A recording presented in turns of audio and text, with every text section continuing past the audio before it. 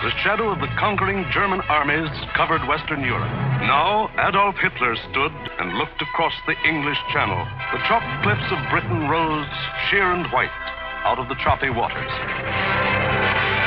And beyond, a little island, smaller than the state of Wyoming. Crush that little island, and the way was open for world conquest. This was Britain in its darkest hour. The people knew they were in for the worst the Nazi mind could invent, yet they didn't panic or run away. They patrolled and waited. They drilled and waited. They worked and waited. Waited for the terror they knew was coming. Then it came.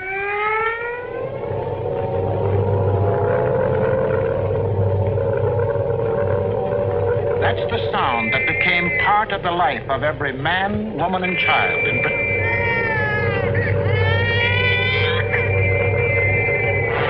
August 8th, 1940, and the battle for Britain is on. 30 enemy aircraft over the channel, flying due west.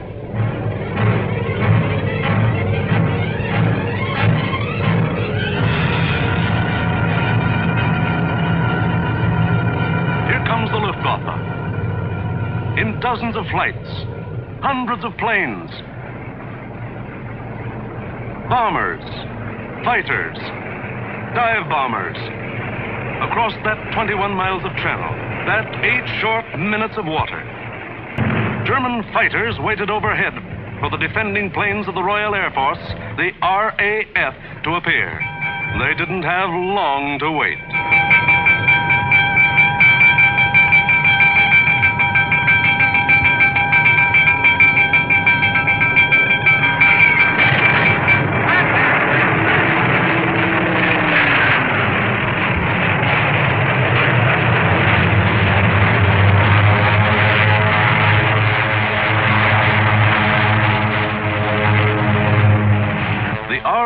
Came, facing odds of 6, 8, 10 to 1. In the first 4 days, the RAF knocked 182 German planes out of the sky. For the next week, the Germans attacked the coast cities from the Thames River to Weymouth.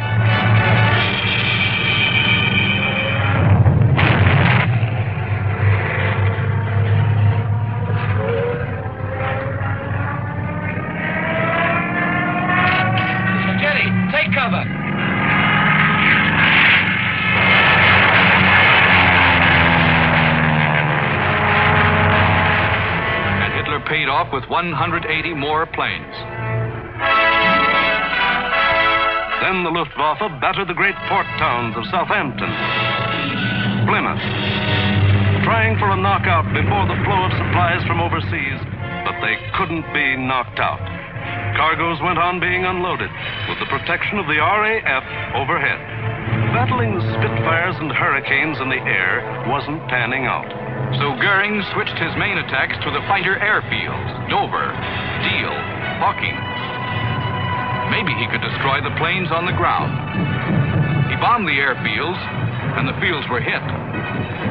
But the planes were saved. The planes of the RAF were scattered and hidden, only a few on any one field, and those in the far corners. The Spitfires still went up to meet the enemy. In the first 10 days of the Battle of Britain, Goering launched 26 major attacks to get command of the air and lost 697 aircraft. The British lost 153, and 60 British pilots bailed out.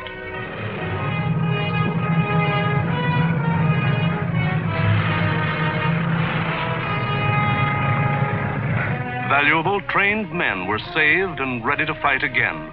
But the crews of Goering's planes were lost to him forever.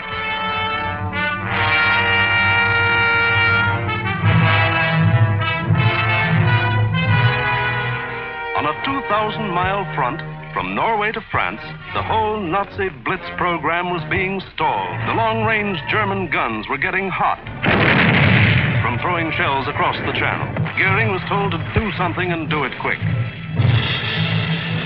So on August 30th, he ordered all-out attacks on inland aerodromes and industrial centers.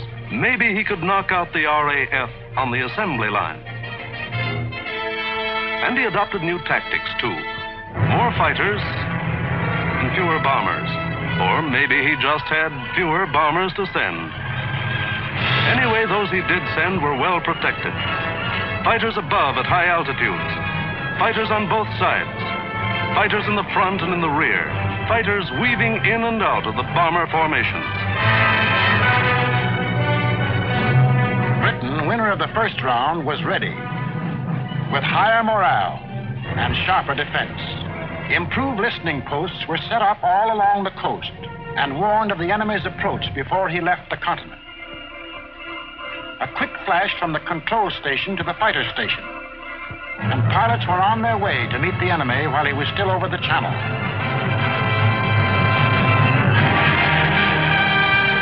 Day after day, out of sight and almost out of sound of the watchers on the cliffs, 4, 5, and 6 miles above, the battles raged over the Dover area. By sheer weight of numbers, the enemy again and again broke through the coastal defenses.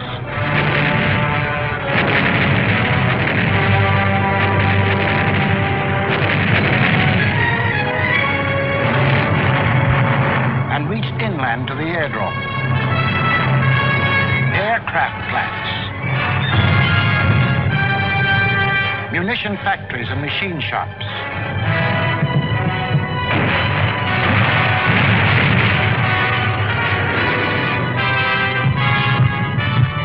Hello, gunfire in the southeast.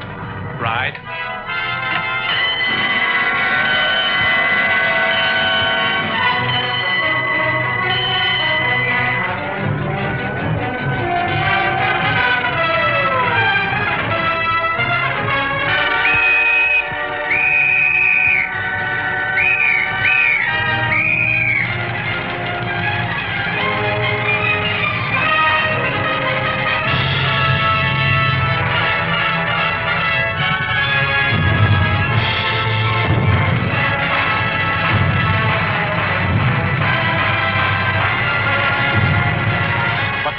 Kept on working. And the RAF kept on flying. These few men with wings, alone in the sky, behind their motors and machine guns, were shooting down more than the Luftwaffe.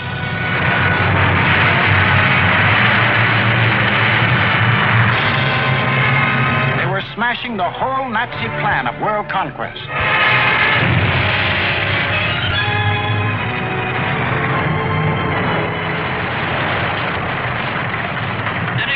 Johnny? 109 destroyed, Freddie, yes. Oh, good show. How'd you get on, sir? I had a wonderful party, thanks. Are you all right? You get any of the batters? Yes, I got a Messerschmitt 109 in Adonia. Between August 24th and September 5th, 35 major attacks were launched. They cost the Germans 562 planes, while the British lost only 219 planes and saved 132 pilots. Invasion now would have to wait. The Nazis would avoid the RAF and smash the great city of London into the rubble heap they had made of Warsaw and Rotterdam. Could London take it? Even the people themselves didn't know the answer. The defenses they trusted in were London's hastily assembled anti-aircraft, the ack-ack guns, the balloon barrage which kept the raiders at high altitudes, the Royal Air Force, now down to its last reserves, and the plain, downright guts of people.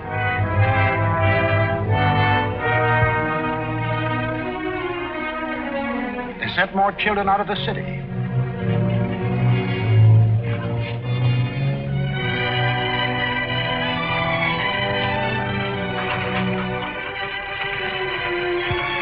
Tightened air raid precautions. Stationed more airplane spotters.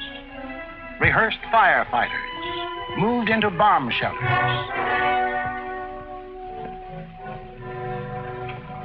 They blacked out their city and carried on.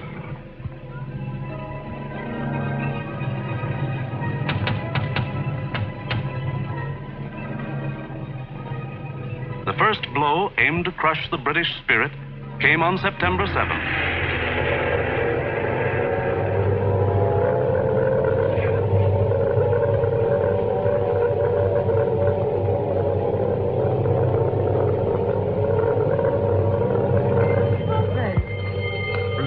Planes coming in. Control room speaking. Customers and staff will now take cover in the basement. Please do not run, but keep moving. Down the stairs, or you can use the escalator.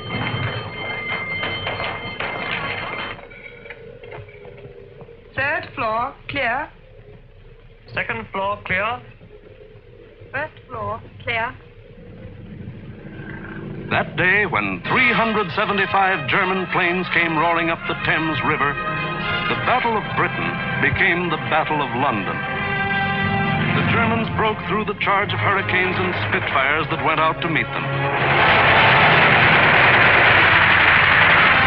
Gone was any pretense of aiming at military objectives. This was just savage destruction.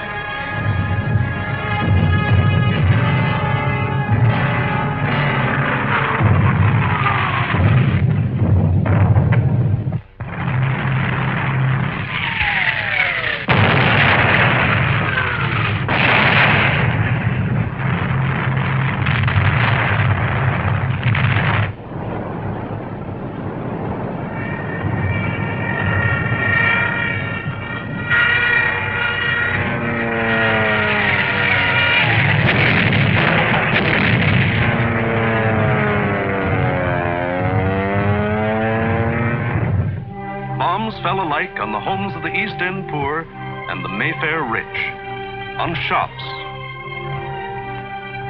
hospitals, churches. For 28 days, the Nazis were to drop everything in the book on the city of London. Tons upon tons of high explosives, delayed action bombs that exploded days later, torpedoes that sheared away whole buildings. And underneath the war in the air, the war of the man in the street went on.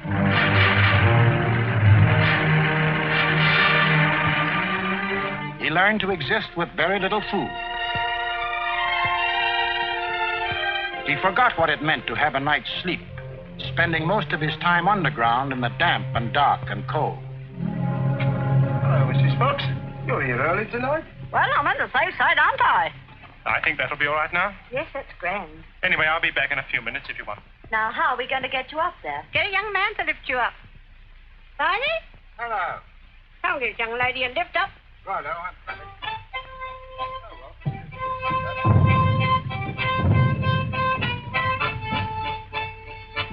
The air raid wardens stayed at their posts.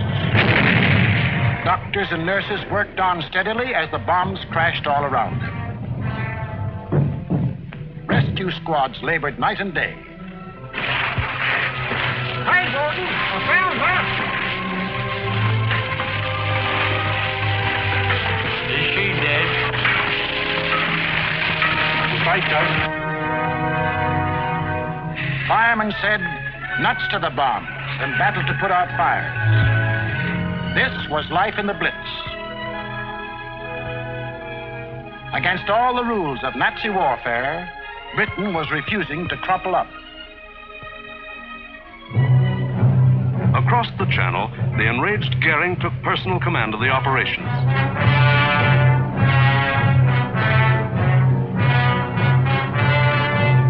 And on September 15th, he sent the Luftwaffe into one of its greatest attacks.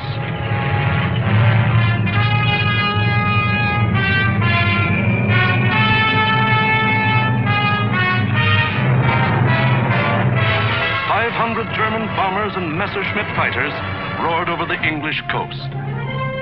Snowmass calling. Planes heard 3 miles southwest. Shout for hostile planes approaching from the southwest. The British met the challenge by throwing in everything they had.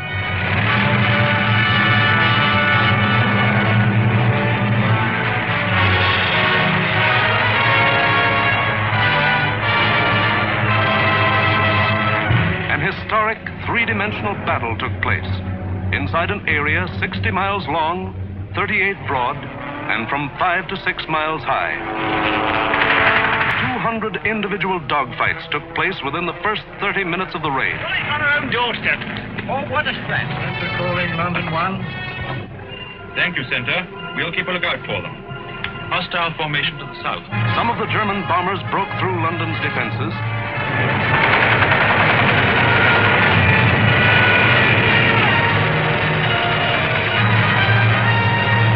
And reached the center of the city.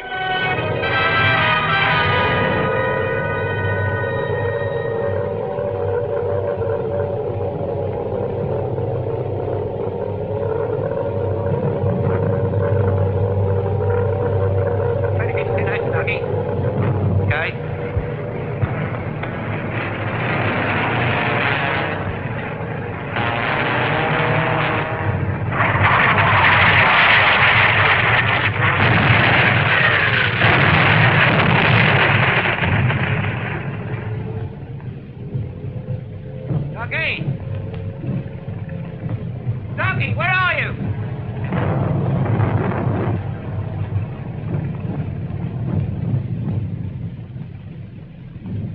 Blimey, I thought they'd got you. Who, me? Nah, I had me fingers crossed.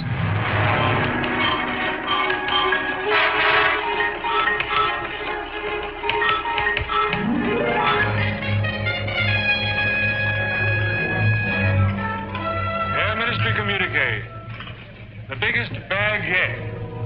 185 enemy aircraft shot down. End of message. Of the 500 German planes that came over that day, more than 1/3 were shot down. In the 28 days of terror from September 7th to October 5th, the Nazis dropped 50 million pounds of bombs on the city, killed 7,000 helpless civilians, and wounded 10,000 more. Bombs fell on Buckingham Palace,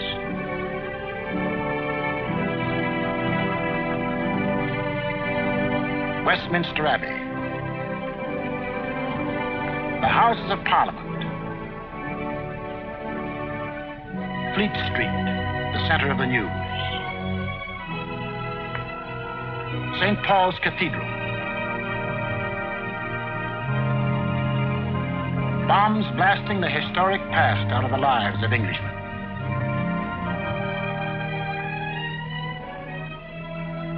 But in these 28 days, the Nazis lost 900 planes and their crews.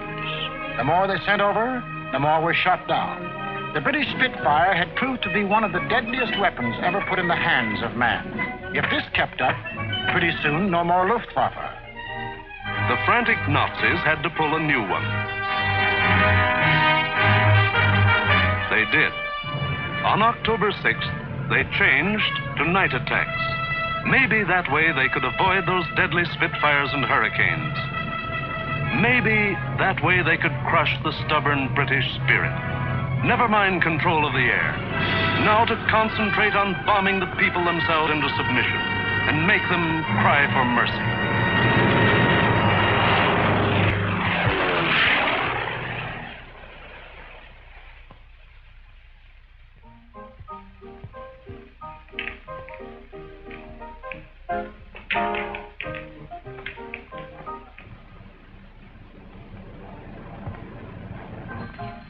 Hostile raid, sir.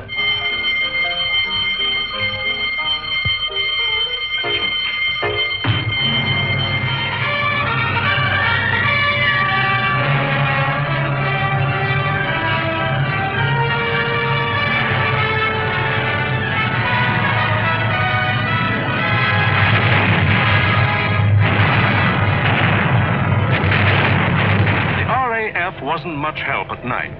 This was just German bombs against British guts.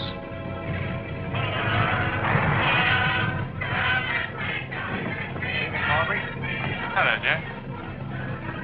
Sound happy enough down there tonight, don't they? Yes, they're all right.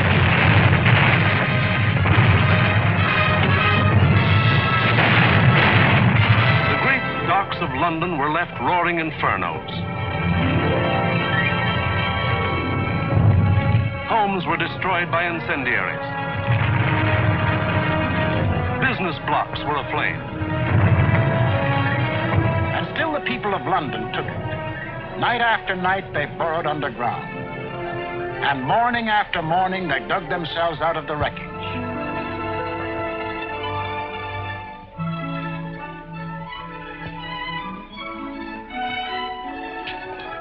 Good morning, Mrs. Ford. Good morning, Mr. John. See you tonight. Right here. Come on, Bessie.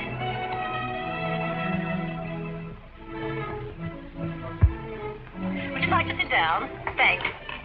Morning, Miss Ryan. Sleep well? Fine, thanks. Wasn't it a quiet night? What about the one that came down about 2? No, I didn't hear it. Did you? No. Oh, we're getting used to them around here.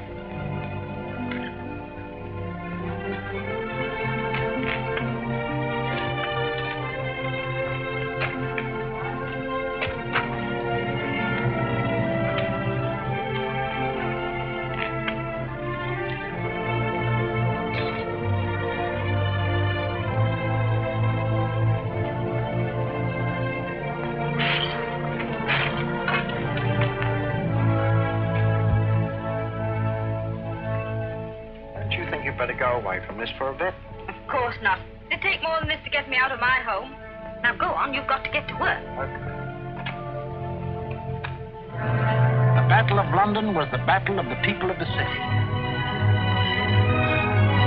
In spite of bombs and fire and death, they got to their desks and workbenches to spend another 10 or 12 hours working.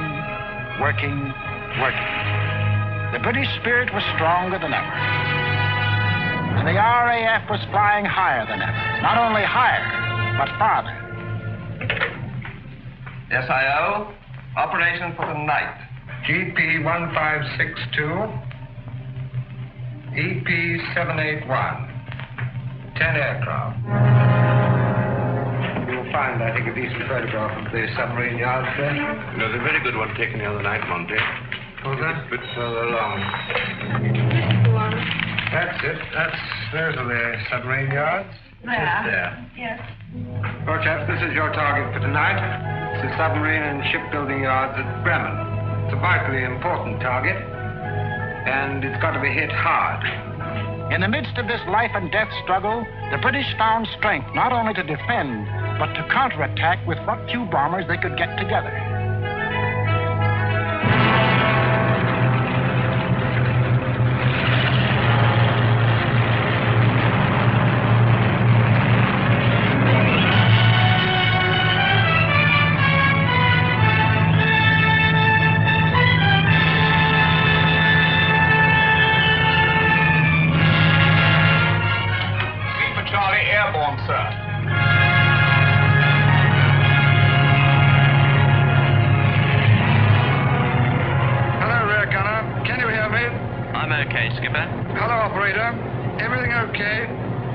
Well, it seems to be all here, sir.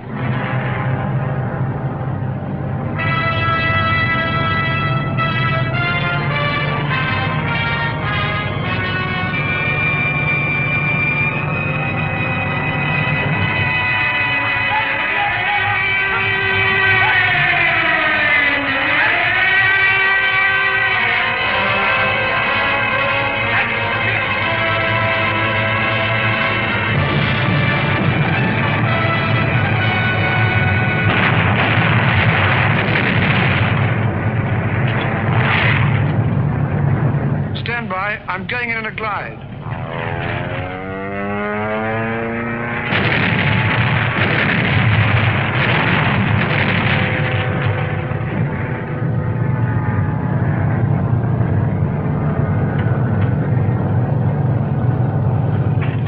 Steady.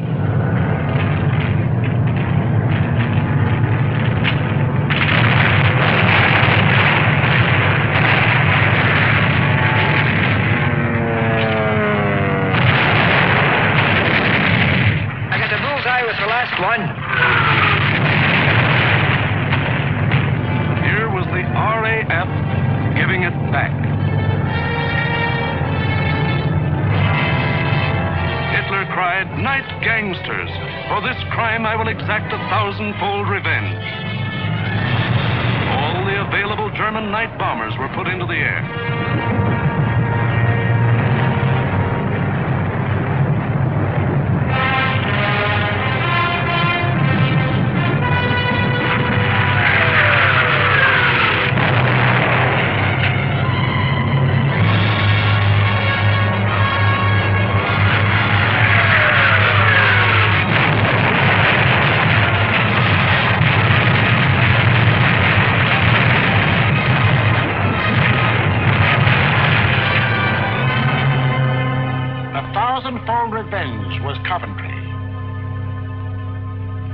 On the night of November 14th, 1 million pounds of bombs were dropped on the city.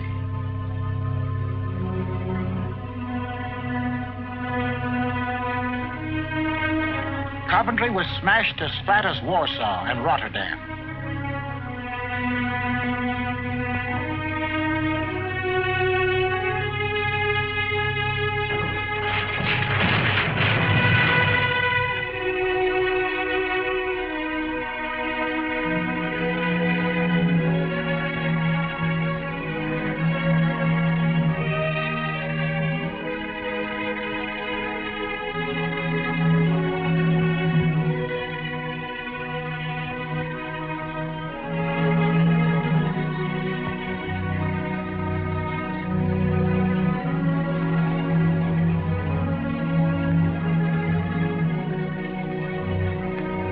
The people of Coventry dug their loved ones out of the blasted ruin, saw them to their last resting place in a common grave.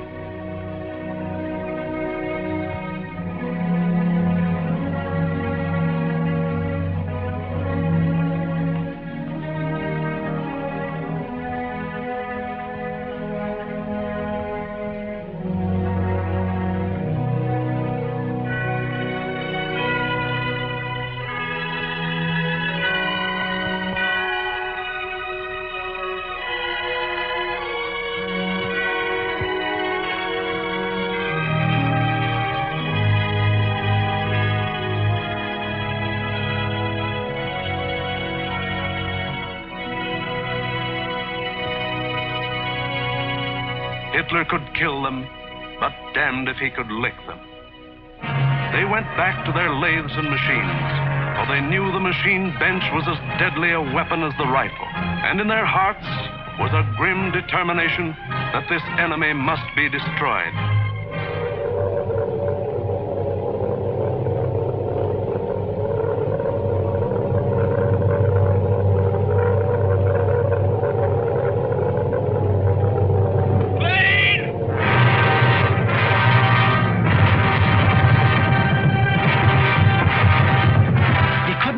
Them into submission, so he would burn them to ashes.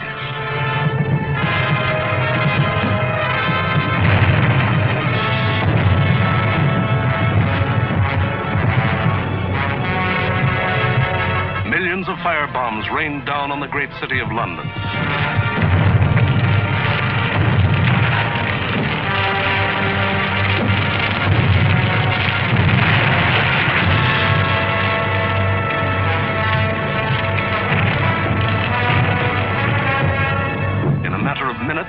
More than 1,500 different sections of the city burst into roaring flames.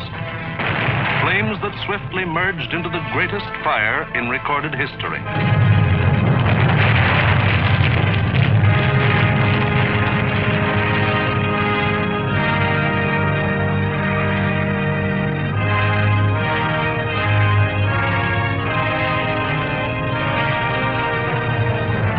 Of all the fire and destruction, vital water mains were shattered.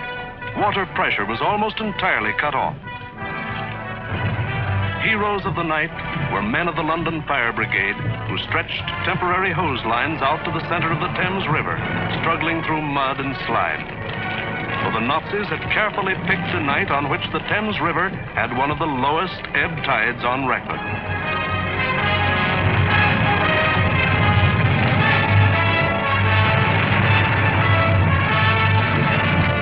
While London burned above them, the people of the city held on, chin up and thumbs up.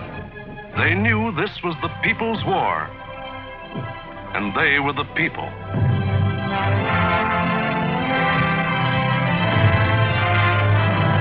And a people that couldn't be panicked, couldn't be beaten.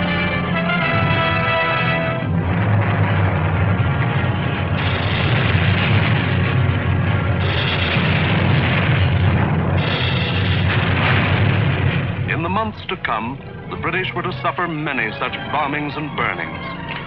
But a nation that calls on cold courage when hot courage runs thin may die, but it can't be defeated.